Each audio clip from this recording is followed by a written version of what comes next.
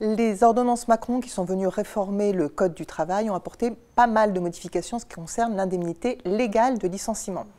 La première que l'on peut noter, c'est que l'ancienneté qui va être requise d'un salarié pour pouvoir bénéficier de l'indemnité légale de licenciement est baissée de antérieurement 1 an de service ininterrompu au service d'un même employeur à simplement 8 mois. Mais il n'y a pas que les ordonnances qui sont venues intervenir sur l'indemnité légale de licenciement, puisqu'on a aussi un décret du 25 septembre 2017 qui vient, lui, porter le montant de la revalorisation de cette indemnité, dont on a beaucoup entendu parler. Alors, pour rappel, cette indemnité de licenciement, elle est calculée par tranche d'ancienneté du salarié. Ça ne bouge pas. Ce qui change, c'est le montant de l'indemnité. Ce montant est de 1/4 de mois de salaire par année d'ancienneté jusqu'à 10 ans d'ancienneté. Et antérieurement, c'était 1/5 de mois de salaire, ce qui fait donc une revalorisation de plus 25%. Pour les années suivantes, c'est 1/3 de mois de salaire, donc à partir de 10 ans d'ancienneté. Donc mathématiquement, il n'y a pas de différence pour ces tranches d'ancienneté-là. Expressément, donc ce qu'est venu expressément préciser le décret par rapport à cette indemnité légale de licenciement, c'est qu'en cas d'année incomplète, il est maintenant précisé que l'indemnité se calcule proportionnellement par rapport au nombre de mois complets.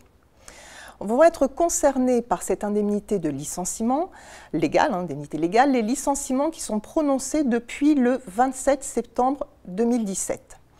C'est-à-dire que, bien sûr, ne seront pas concernés les licenciements pour faute grave ou pour faute lourde, puisqu'ils n'ouvrent pas droit à cette indemnité.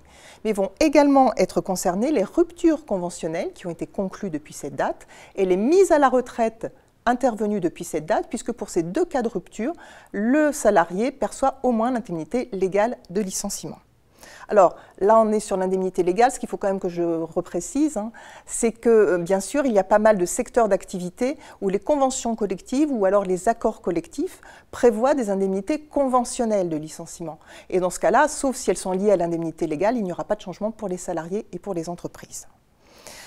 Ce qu'est venu également dire le décret du 25 septembre, c'est qu'il est venu préciser le mode de calcul du salaire de référence qu'on va prendre pour calculer l'indemnité de licenciement. Pourquoi? Puisqu'on passait de 12 mois de service au service de l'employeur à 8 mois, il fallait bien sûr adapter le mode de calcul. Donc on va maintenant prendre le résultat le plus avantageux entre le 1/12e des 12 mois de salaire, ou alors la moyenne des mois de salaire qui précèdent la rupture dès lors que le salarié n'avait pas 12 mois d'ancienneté.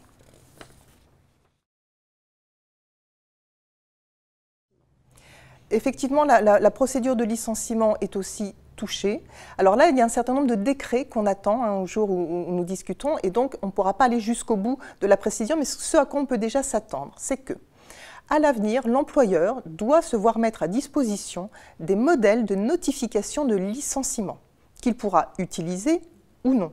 S'il choisit de les utiliser, il pourra le faire tant pour les licenciements d'ordre personnel, par exemple un licenciement disciplinaire ou un licenciement pour insuffisance professionnelle, que les licenciements pour motif économique, procédure collective ou procédure individuelle.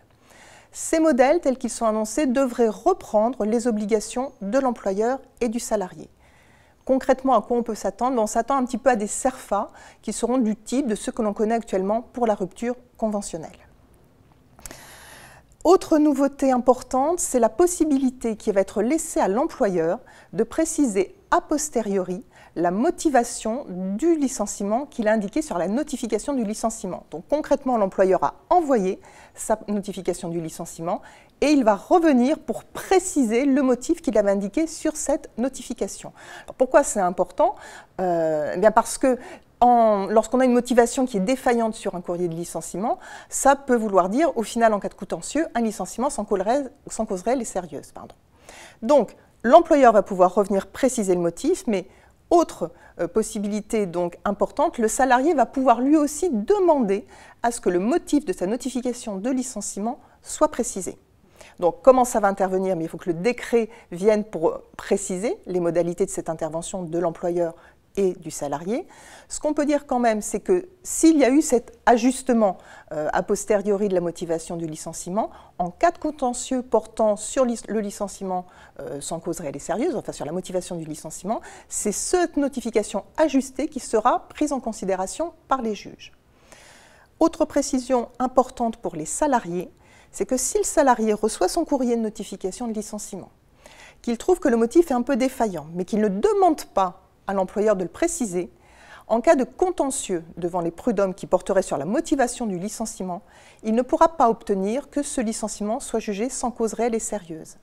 En revanche, si le juge notait quand même une imprécision, donc un défaut dans le motif de licenciement, il pourra allouer au salarié une indemnité, mais qui sera d'1 mois de salaire maximum, c'est-à-dire l'indemnité qui est due en cas d'irrégularité de procédure.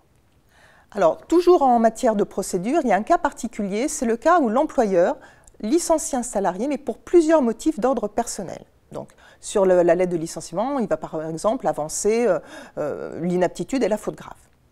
S'il apparaît en cas de contentieux qu'un des motifs est illicite, le licenciement est nul, c'était le cas auparavant, c'est toujours le cas aujourd'hui. Mais si le juge constate qu'il y a un des motifs qui aurait pu faire valoir une cause réelle et sérieuse à ce licenciement, il pourra minorer l'indemnité qu'il allouera au salarié. Alors j'ai bien il pourra parce que c'est une faculté qui va lui être offerte, mais ça ne sera pas une obligation de sa part. Et cette possibilité concerne les licenciements prononcés depuis le 24 septembre 2017.